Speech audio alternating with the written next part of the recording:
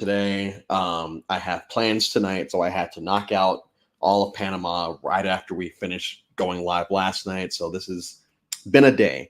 I'm joined once again by McKenna or the host, one of the hosts of DCP and podcaster on The Specialists. So make sure to go follow both of them on all the social medias. I'll make sure to have the links to all of that when I post this. And we're talking about Panama, Exile Island, the first real Exile Island season. The second variation of the idol, which would be retconned later, when they call it the Tyler Perry idol in about 15 seasons from now. But this is before it was the Tyler Perry idol, it was just the idol. And I guess I want to start with that. What do you think about this specific idol? Like the drunken head of it all, or the super idol of it all? Yeah, I definitely prefer the you have to play it before the votes are read kind of thing, but I do think it is better than Guatemala's because with Guatemala it just is basically like an immunity necklace. You don't even know votes wise if you're surviving them or not, and then you just waste the idol. Yeah. So I think it's better than Guatemala, but worse than the normal idol. Yes, and I do say that I agree. And I would say that of all the twists and all the advantages the show's ever thrown out, I would say that I would like to see a return of this one at least once, because we've never actually seen it successfully played. Mm-hmm. We've seen it at, I think the closest we got was Korong, and it didn't end up happening. But I would like to see it played correctly at least once so that, we can see how that changes certain game dynamics. Because right now it's just people holding others hostage. We see it this season, we see it next season, and then we see it in Cagayan years later. Talking about the actual people on this season, I think that especially coming off of which I was not very high on this time around, Guatemala was just kind of fine. I do think that this is very much a return to form at a certain point in the season, because I felt myself being very bored watching anything that Lamina would do this entire time. Like I just did not care. And meanwhile, Kasaya, I would sit up in bed and what kind of bullshit they're getting into this time. And I feel like this is what we needed coming off these last two seasons. So what were your thoughts on this season, the first time you watched, and how's it changed in the years that have gone since? I think for me, Panama only gets higher and higher. I really like Panama. I just rewatched it this last October and was super high on it. First time watching, I felt like it was still just a good season.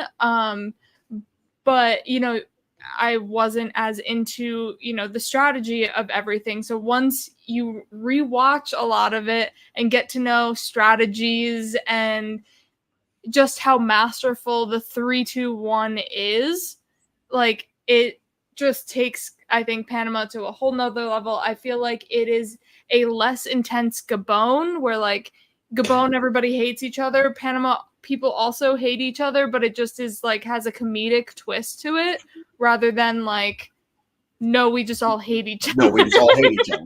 And that's the thing. And I talked about this in Vanuatu and in Guatemala when talking about where Chris came in and the minority, saw how crazy these people were, and were like, okay, at some point they're going to turn on each other. All I have to do is be their best friends.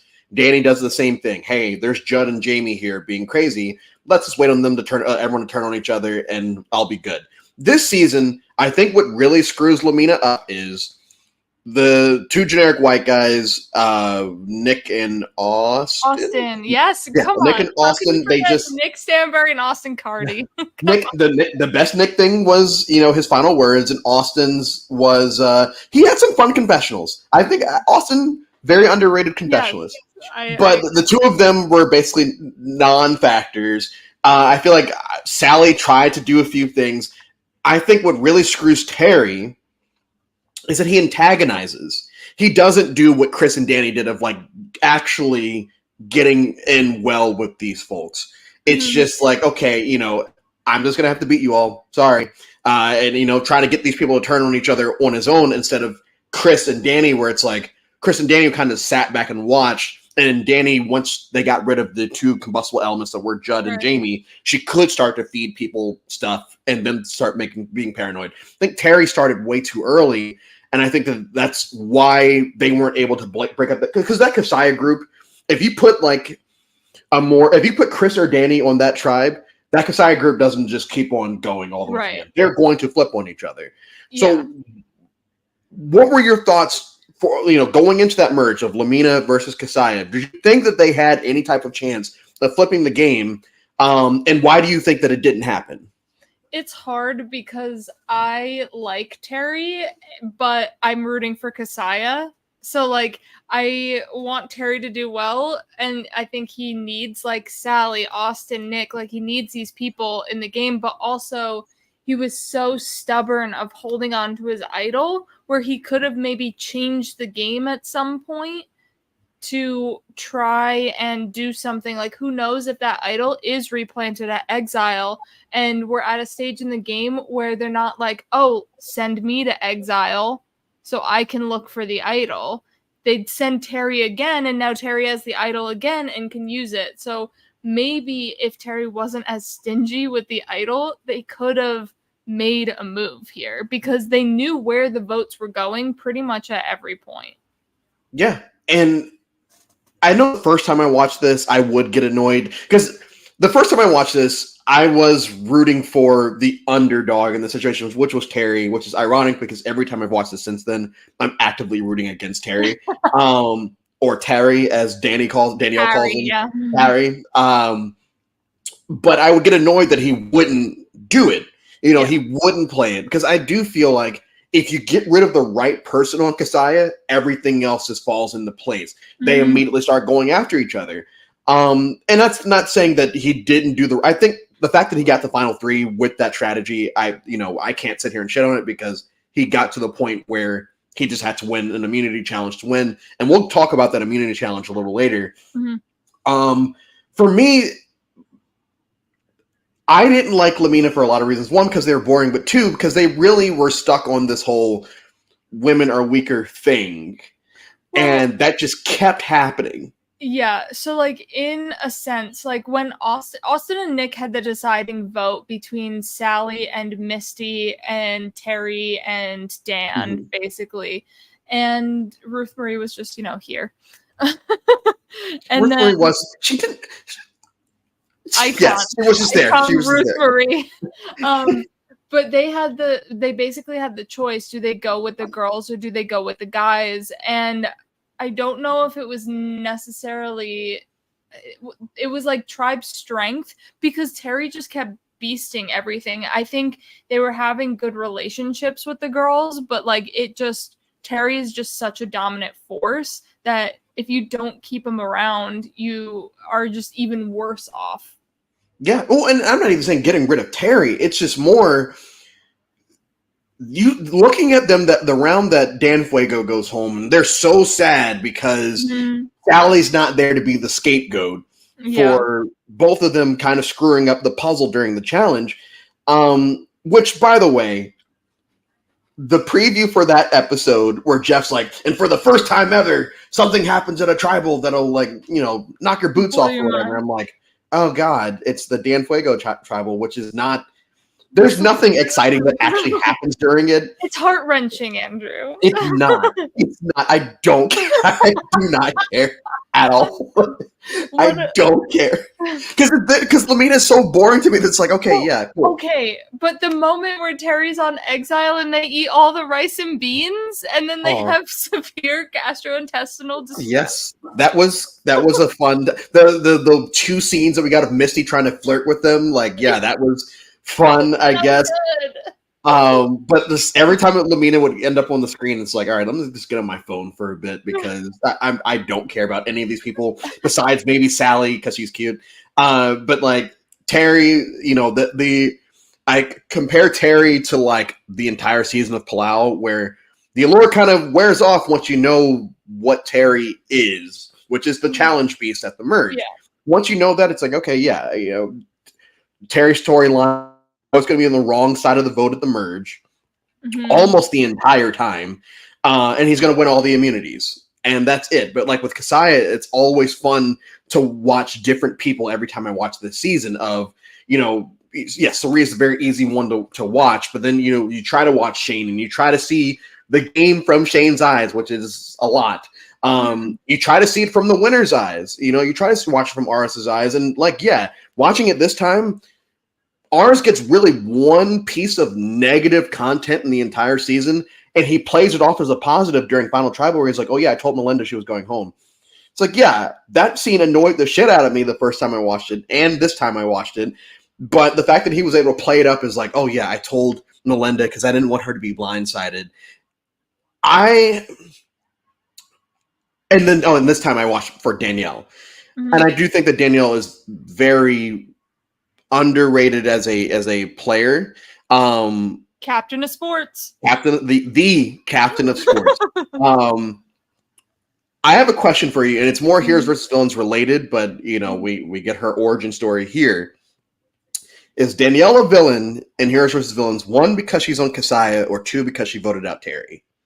Or 3, both?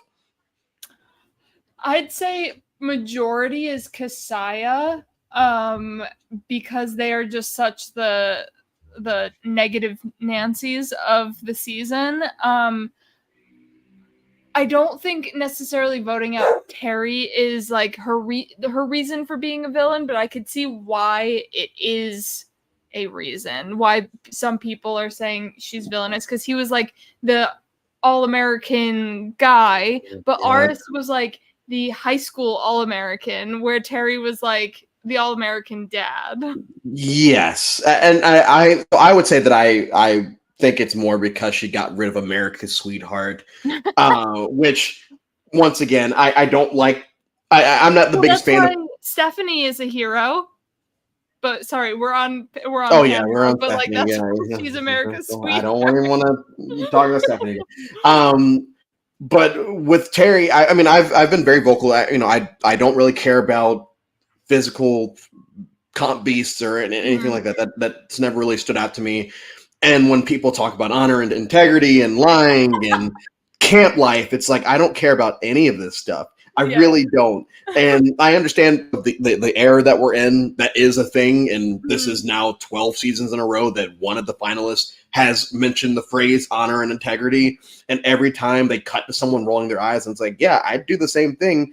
Why are we still doing this? Well, why, I feel like we're at a newer age of Survivor by the time we're at season 12, where people should start to catch on to the fact that, like, this isn't it. And Danielle does bring it up of like, yeah, we can preach honor and integrity all we want, but like we do know that at a certain point we've got to lie, we've got to do this, we've got to backstab. And Terry, oh, well, I didn't do it, so that must make me better than you. Yeah. Why do you think that we're still at this point in Survivor? Because it still continues for a few more seasons. I don't know, and I don't understand, because like it's a game where you're designed to lie and deceive. Aris like backstabbed Shane because they had a final 2 together, and it was like when Shane went home, he was like, I wrote down Danielle's, that was the plan. And then all of a sudden, I just don't understand why Aris gets so much heat from Shane when that was the name of the game, is to lie and cheat and deceive. So if he thinks he has another better pathway to the end that doesn't involve Shane, do it, because clearly it worked out. Like, Shane, I don't have to justify my move of getting you out because you, 1, might have won, shockingly, and 2, sadly, yeah, and 2, like, I got here and I'm still here without you. So like you weren't that like integral to my game. So I mentioned this before we went live. I don't remember Shane's speech being that wild. And watching it back, it's like, man, this man is actually pissed off. I thought he would have been more calm, like having a few cigarettes back at Ponderosa or whatever. And he comes in there, shots, but he does not what is Courtney say? Oh, she put her guns away or whatever. She's dropped her guns. Yeah. Shane came guns loaded. Yes. Shane did not do that. And I was surprised when I heard his question this time because I didn't remember that. And that's one of the fun things of doing these rewatches is just some things do happen as if it's the first time watching it. I don't remember him asking that question. And the first thing that I said when Ara said, 4? I was like, Danielle should just say 5. Like, it's not. Yeah. If the number's been 1 in a million, just say 5 and you'll probably win. This season is the main storyline of this is Terry versus Kasaya, and like I said, watching it this time around, I'm rooting for Kasaya to win, but more specifically, I'm rooting for Cirie to win. Cirie or Aris, like it's fine. I'm rooting for Kasaya to win, and Cirie doesn't have Rafe syndrome. Or Rafe syndrome is in Guatemala. He feels bad that he's in this majority alliance and they're antagonizing people. Cerise is going along with it because she does know that that's the best way to the end for her. Go ahead. And also, she is one of those people that's like, oh, can we get Cirie? Can we Terry's like, oh, maybe we can pull in Cirie for something. Danielle, can you get Cirie? So while she's in this majority alliance, she still has kind of left herself open as an option for the other side. Yeah, I think, and it's a testament to her social game. The fact that even from the very beginning of the season, when it's between her and Timbertina, and Timbertina 100% should have stayed in that situation, just based off of the content that we were getting between the two. Yeah. The fact that Cirie stayed there, and then when they go, they swap, you combine tribes, and they pick Melinda, who I went back and looked at everyone's ages again for the season because we start off with age groups, and Melinda and Bob Dog are the same age, and Bob Dog's on the younger tribe. And funny enough, I'm 33, so I'm a year older than they were when they played. But Cirie probably should have been the next one to go in that situation, and she didn't. And then Kasaya just goes on this long, to the point where now her, Aris, and Danielle have a final 3. Mm-hmm. And she also has one. She has a thing with Shane and Art. Like it's a testament to the fact that Cirie is just a better social player than damn near anyone that's ever played the game. Yeah, and especially like when they were like, all right, so one of you is going now and the other one is going the next time we go to tribal council. And then they didn't go to tribal council, so Cirie like put her tentacles and infected the rest of Kasaya into being like, no, you should keep me, you need me, I'm a vote, I'm a number, and just beasted this. Yeah, I think the first moment that we really get of like, oh, she's playing was the night that Shane, like after they vote out Bob Dog and Shane's trying to take his son's name back from everyone. And Cirie immediately in the morning goes down to Courtney and says, hey, you missed it in the tent last night. This is what happened. Shane's crazy. We should probably think about, doing this. She was so well insulated with everyone in the game that I don't think that people actually saw that, like, I mean, someone did mention, I think maybe Shane or somebody mentioned it at one of the tribals, like Cirie, no one wants to go to the end of Cirie because she's a mother and she's super nice. It's like, no, you don't want to go to the end of Cirie because she's outplaying social and strategic wise everyone here. And if you give her the platform to actually say it, no one's going to be heartbroken if she doesn't. They'll be heartbroken if Aris or Danielle or any of these people do it to them. But what if it's Cirie? It's like, okay, yeah, we let that happen. Mm-hmm. It's our fault that we let this woman pull off all these crazy moves. Yeah, exactly. She is just, I mean, what more can be said about Cirie? She's just I didn't make this the Cirie show, but like, we did have to touch on her a bit. What about the other main storyline of Bob Dog, the wine, and the outhouse? And the outhouse. I like Bob Dog. Bob Dog was a very fun pre-merger. And that, the episode of him and Bruce getting drunk in the outhouse and, oh, I'll never vote you. I think, what happens? They wake up. Oh no, Bob Dog goes up on Courtney and basically says, "Oh yeah, I care if everybody else is upset. I don't care if I you're don't care upset. if I drank your wine. Yeah, I care that I drank everybody everybody else's." And then he said, "What? Like just top 3 most annoying people that's ever existed in the world, or something." Biggest It's like, poser. yeah. Well, we'll touch on Courtney, but I everything about Kasai. Like once Melinda goes, and that's not a knock on Melinda. It's just Melinda wasn't around long enough for her to be a cartoon character on this tribe, because it is basically Suri and a bunch of cartoon characters.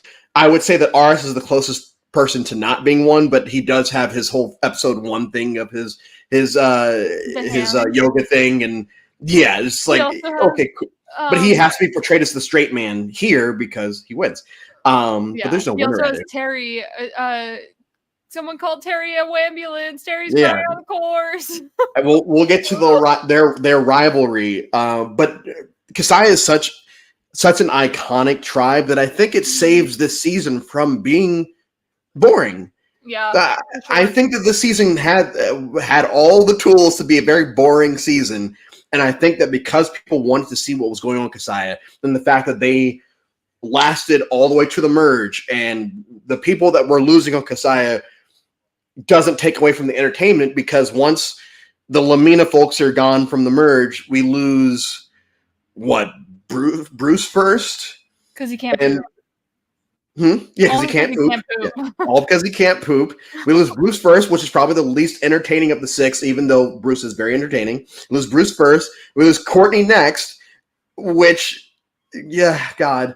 I've got thoughts on Courtney. And then we're off to the races. I think that the way the boot order went Kasaya-wise this season saved this season from being considered lackluster. And you only get that because this tribe is so chaotic and they all hate each other. This is if the Vanuatu women had actually stayed together, and this is if the Guatemala people had actually stayed together. This is what would have happened, in my opinion.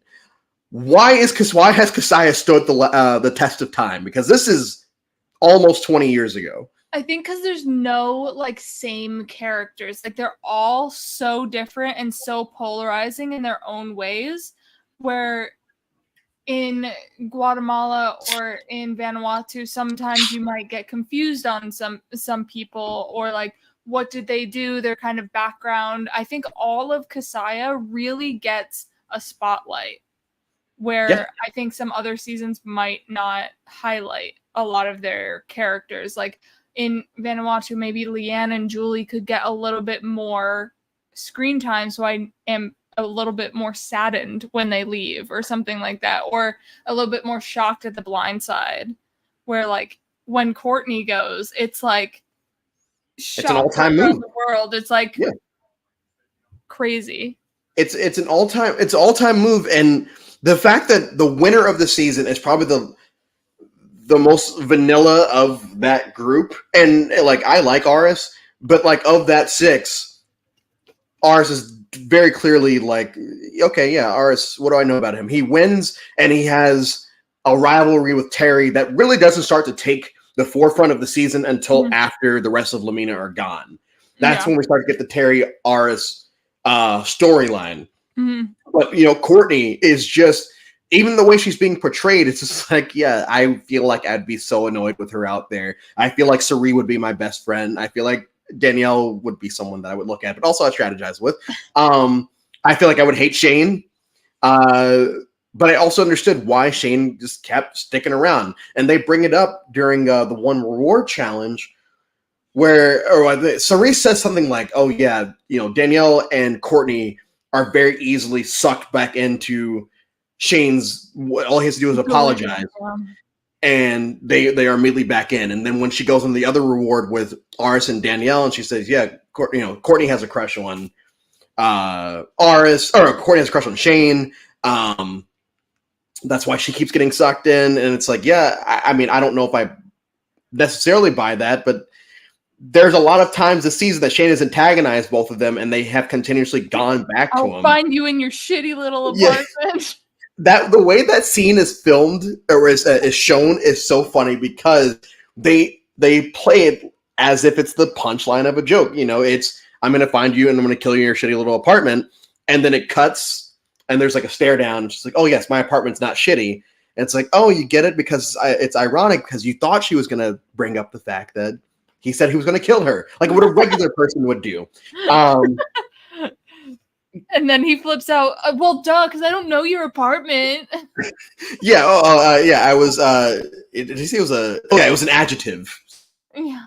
It's like, oh, okay. But that was the same episode. The best episode of the season was the touchy subjects challenge, because it's so iconic for the fact that Courtney gets called all these things, including the fact that she is a poser, and she is like just everything this season. It's like I don't see how these people are going to keep her. Like I understand because they want to take her to the end, but like I don't know if I could.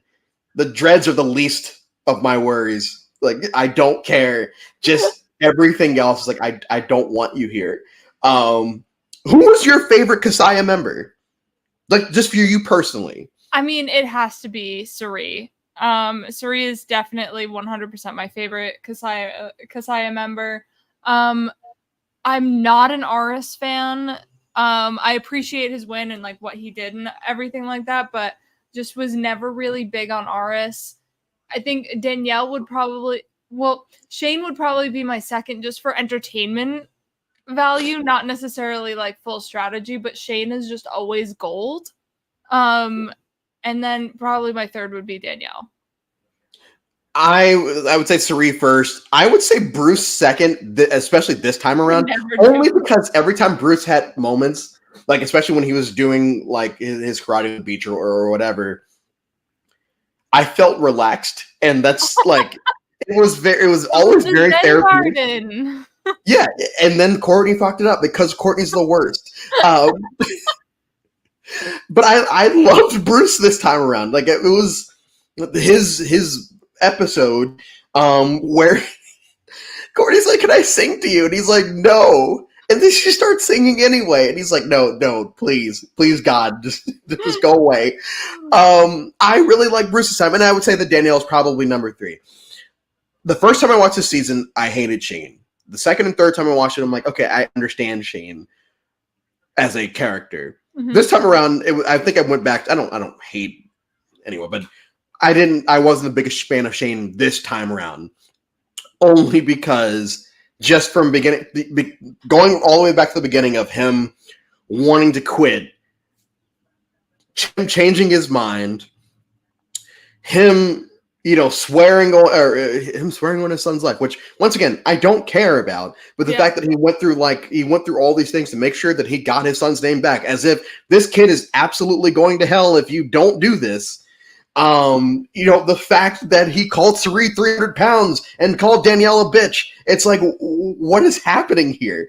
I understand that it's entertaining, and like the phone, the BlackBerry is fun. His school is fun. His emotional moments with his son are very cute. Like I appreciate those aspects of. I will never not cry at the Shane Boston family visit. I cry every time. It's so emotional. Cute. It's so. In fact, I don't remember liking this particular family visit because of the Terry Aris thing. Oh yeah, that's annoying. But it was cute because in the preview for the episode, it's like, oh, Shane's brought to his knees. I'm like, oh God, Jeff, why are you doing this? And then it happens. Like, yes, this is cute. I don't know. Maybe when I do this again in 2 years, I'll love Shane again. I do enjoy his social media content for the most part. Every now and then he'll say something that's like quasi problematic, but like whatever. Everyone does. Well, I loved his comment on the family visit of Terry's wife is playing Survivor harder than Terry, where.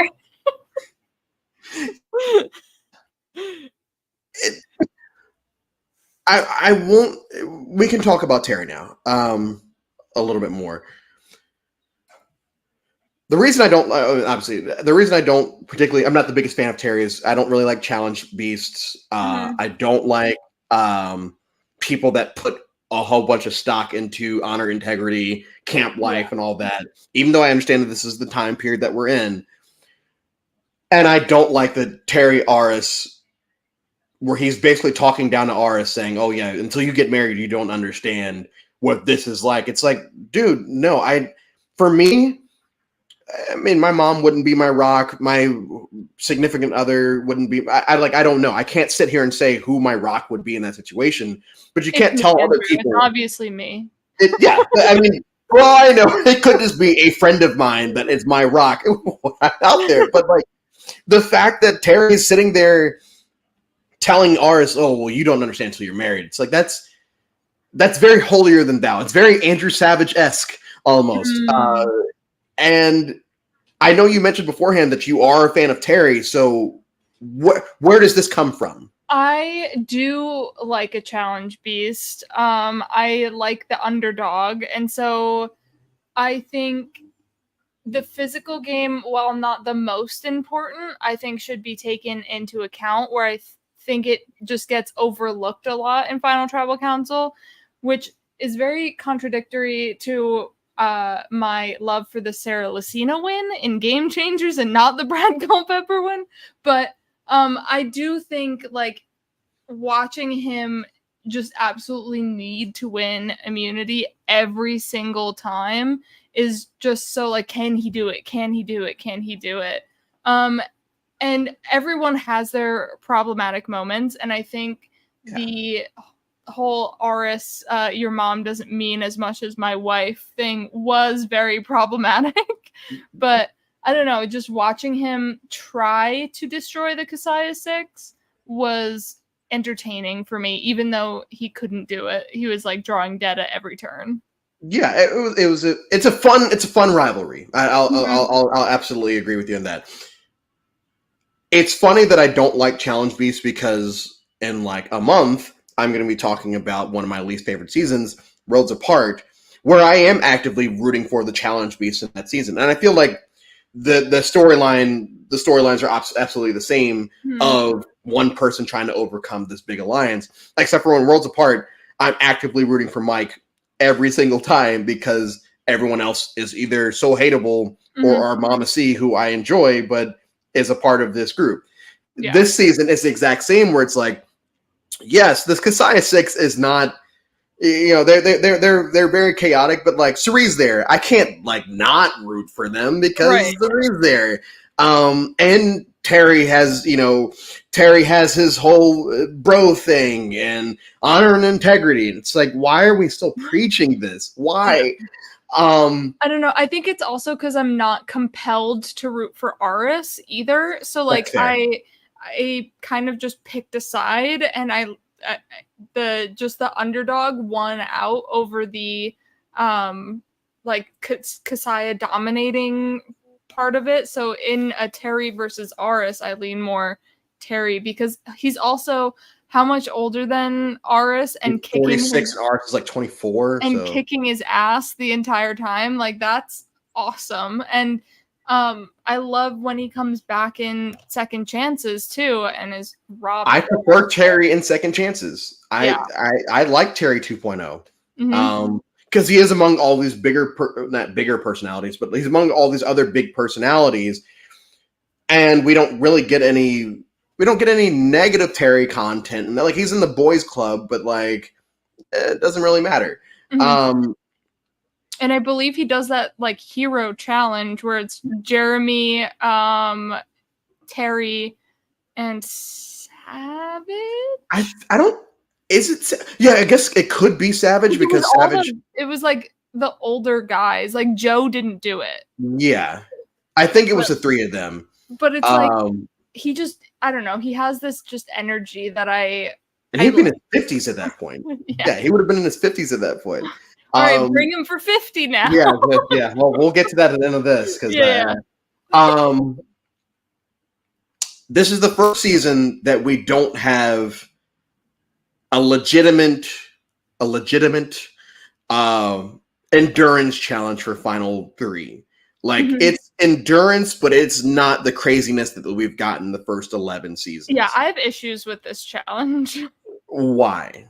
Because it's in a little like enclosed area, and if Terry falls, it could ricochet Danielle from falling into falling and give Aris the win because he's on the other side. Luckily, like that doesn't happen, but the splashing from everybody can cause other people to potentially fall. Right, exactly. That's my main issue, is if it was like a little bit more spread out somehow. Like the pyramid one is a little risky with that, but it's like more okay when people jump out. But this one is, they're so close together. So I actually hadn't thought about it like that, and I do agree with you. I also so I don't particularly enjoy this specific challenge, but in my head, it's always been, okay, we just had 11 seasons of endurance challenges for Final 3. This is just, it's almost like the Idol, where it's like, let's test this one out first, and let's move on from there. And I mean, even in 13, they're standing on a pole, right? Mm-hmm. And then dropping certain to make the platform smaller. Oh, smaller, yeah. I think they're still trying to test out what works and what doesn't. I think the Fiji one is actually pretty good. But here it's just like, okay, yeah, they just have to stand on a lily pad and not fall in the water. This should be over pretty quickly. And it is, watching it. But Terry loses. And Danielle wins. And I don't think that Terry was ever going to vote for Danielle to win.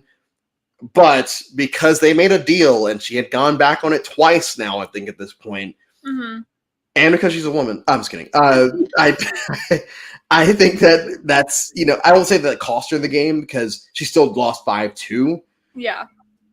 But I do think there is merit in her being there, and there's merit in her getting the vote. Courtney Merritt? Yes, Courtney Merritt. I feel like Danielle has. I don't know. I know that the captain of sports is always like the main thing when you think Danielle. Yeah. I won't say that she's a joke in the community, because I don't think that, but I do think that when people think about her, the captain of sports is the thing they remember. I feel like they've just forgotten about Danielle as a character, and I do think she was a very fun character here. And I think Heroes versus Villains just brings her down a little, because she gets so freaked out at that one tribal council and then goes home. I think that drops her for people, but if you actually watch Panama and her game in Panama, it's not that bad, because she always has options to go somewhere with. At that 3-2-1, she was pivotal in voting Courtney out there, because she could have just went with Courtney and Terry, and that could have been the 3. So she has made pivotal moves within Panama, but I think her returning for Heroes versus Villains and being kind of not dragged by Parvati and Russell, but being number shepherded 3 along, it really downplayed what she did in Panama. I agree with you, and it sucks, because I do think I think that even her game in Heroes versus Villains has moments, but I do think she's one of those people that has just kind of been forgotten to time, because of how it's the Danny Boatwright effect of, if she had not come back for Winners at War, people wouldn't think that Danny was a joke. But because of the one moment from Winners at War where she outs the alliance, people were, oh, Danny, of course, she's not good. It's no, that's not true. But what's the word? What have you done for me lately? And if what you've done for me lately is screw up an alliance, people are always, oh, well, Danny sucked in her season. That's no, she didn't. But that's what we're going to remember. Talking about other, I tweeted this out earlier. The Panama does still run into the very, very boring pre-merge effect. Unless you, once again, if you're not paying attention to Kasaya, you really don't care about anything that's going on, even on Exile. I don't care that Terry finds the idol. I don't care about anything going on in Lamina. Misty's bug bites, you don't care about those? I don't. I will say my favorite part of the besides Bob Dog and Bruce in the porta potty or whatever, the outhouse thing, is I forgot that this was the season that we were introduced to the first challenge from Heroes versus Villains. This is the first time that we get that challenge, and it's a lot of fun. It's a lot of fun, and it's very even. And it's just looking at the tribe dynamics, it should not have been that close, and Kasaya probably shouldn't have won, but they did. And so pre-merge wise, outside of the outhouse moment, what are some moments that have stood out to you? I mean, Misty being on exile because Danielle lost the first challenge. Just like the first challenge and opening sequence of Panama really sticks out, how they're divided by age and gender, and then everybody's like, I'm confused on why I'm on my tribe because I'm like 2 years older. 35. She's on the old women tribe. Melinda is 32. She's 32 years old. Yeah, I feel like I'm 27, and now, like, the way Survivor has gone, like, say, Ghost Island, if Ghost Island was divided, I'd be on the old lady tribe at 27. So, it's just interesting to watch that all play out. And then they're like, no, Danielle, you did the challenge. You don't have to stay on exile. And then trying to find a camp. I think just the premiere is just so good, watching everybody interact. Aris with the hands, Shane tweaking, and like, why am I on this old man group? I'm with a bunch of these old fogies. Like, I want to be with the kids. And because my best friend is my son. Because my best friend is my son. Jesus. Timbertina, she was supposed to be on Guatemala, and then they pushed her to Panama because of her son. It was a beautiful story arc that we did not get, but I follow Timbertina on Instagram, and like, quality content over there. Doing all right. I think we're all right. That's when you know the season is going to be different, because the norm would tell us that Suri would absolutely go home because she's afraid of leaves, because of this, that, and the other. I won't go down that road, but like, Suri's probably going to be, first going home, and we don't. And then we're off to the races. A lot of things that happen this season are very contradictory to things that have happened in these first 11 seasons. I brought it up before, but like, going into a merge, with the exception of Thailand and Borneo, we've had some type of, whether people just kind of like, we'll get rid of one of them, one of us, one of them, one of us, or we go into Marquesas where everything gets flipped.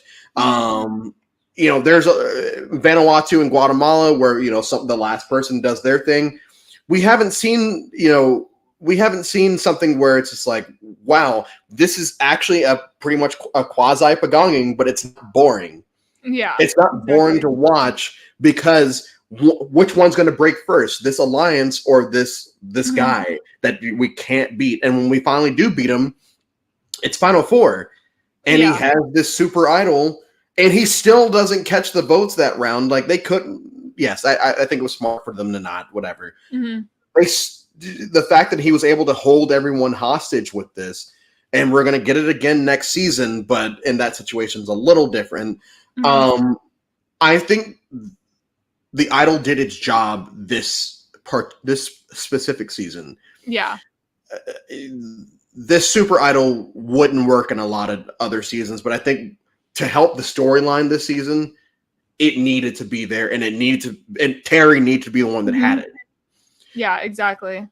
If Aris had it, it wouldn't have really meant anything, because we know that Terry would be going immediately when he doesn't have immunity. But with the idol, it provides a little bit more like, what's Kasaya going to do? Are they actually going to vote for Terry? And does Terry have the sole vote, or will Kasaya turn on each other?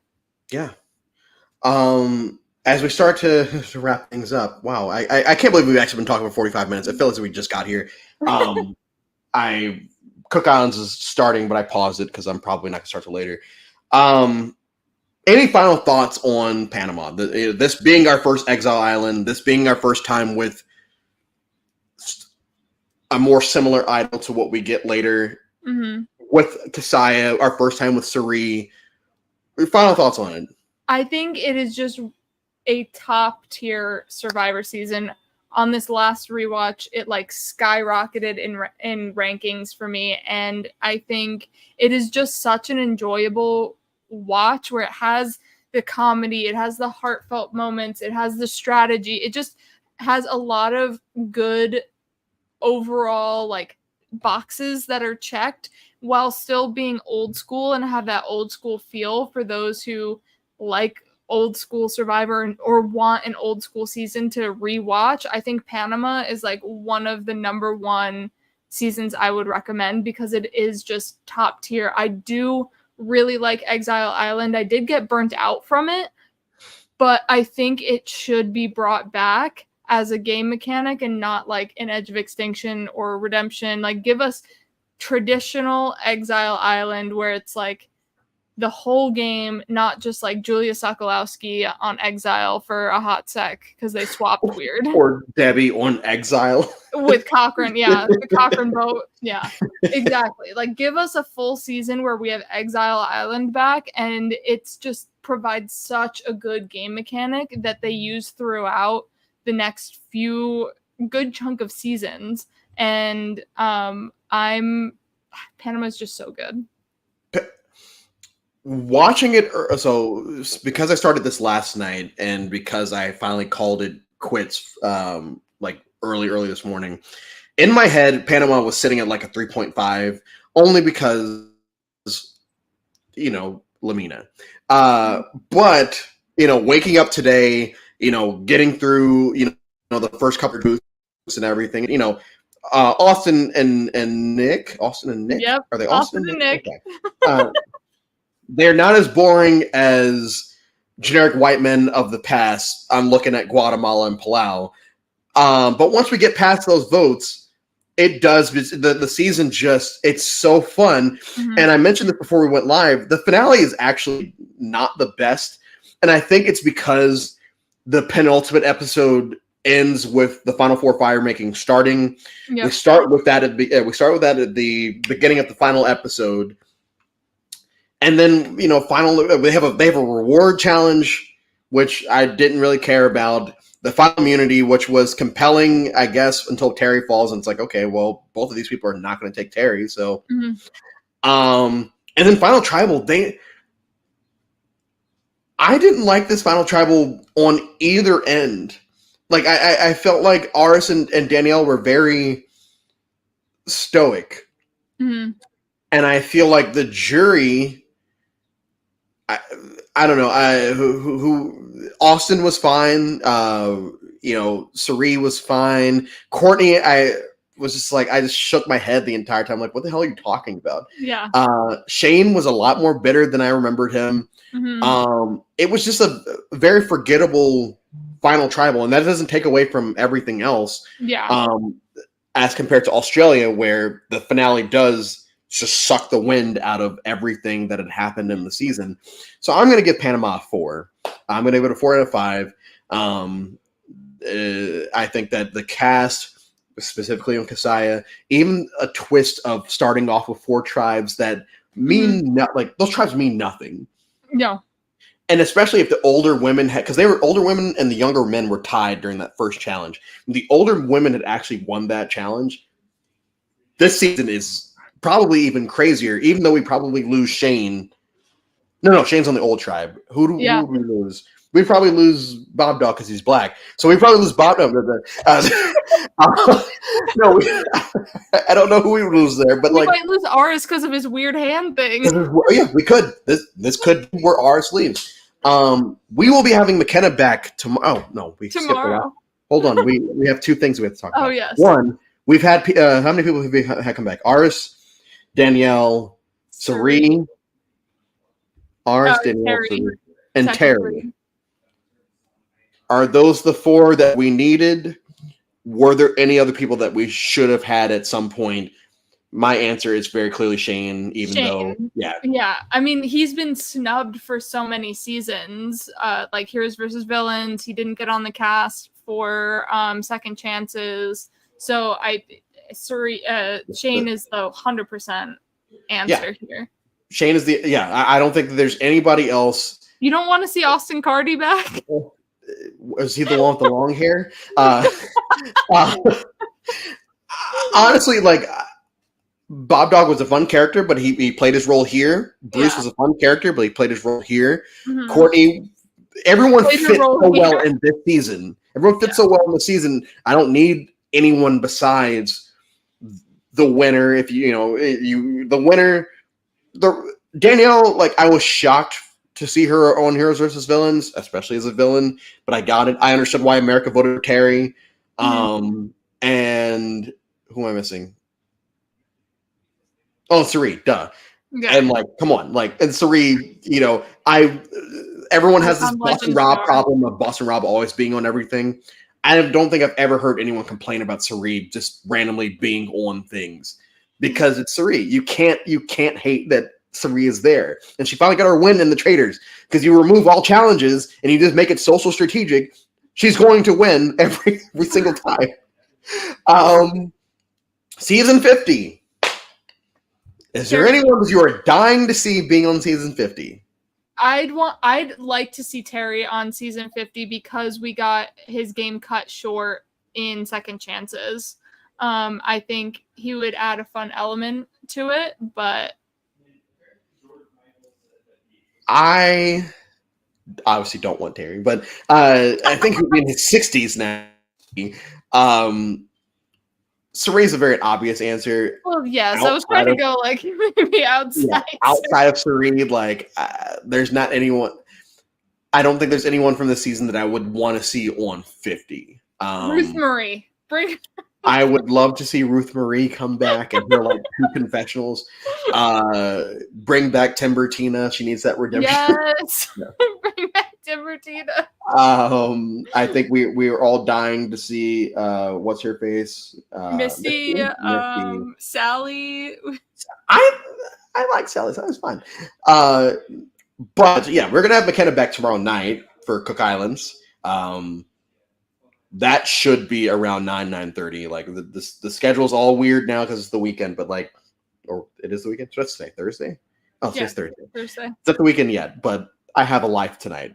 So we're gonna have McKenna back tomorrow night for Cook Islands, aka Race Wars. I'm really excited because that's another one of the seasons where I feel like it is kind of overhyped, but overhyped, not overrated. Overhyped. I feel like whenever I try to introduce people to a season, Cook Islands is not a season that I'm going to say, oh yeah, you should watch Cook Islands first. No, it's never the first one. Yeah, I feel like because inevitably whenever I recommend seasons, people are always like, because I'll recommend seasons that have a theme, and they'll go, have they ever divided based off of race? And I'm like, yes, they have. We'll get to that one. But McKenna, thank you so much as always. I think by the time this is all done, you will have done more with these than any other person because I think we have you scheduled for 2 more. You've already done 2. I'm here to talk Survivor, Andrew, whenever you need me. Cheers. Thank you very much. So yeah, thank you everyone in the chat. I know this was early. Thank you for everyone that actually hopped in and joined us. The link also just follow the specialist on YouTube if you don't already, which would be crazy. I'm a patron. Follow the specialist on YouTube. Follow DCP on all of the Facebook and Andrew Instagram. actually played in a season with Exile Island, so I did. You can go watch him play and navigate. I went to Exile once. That was a fun. You made your number 1 alliance there. I did. Well, my favorite number 1 ally ever. But thank you all, and we will see you on the other side.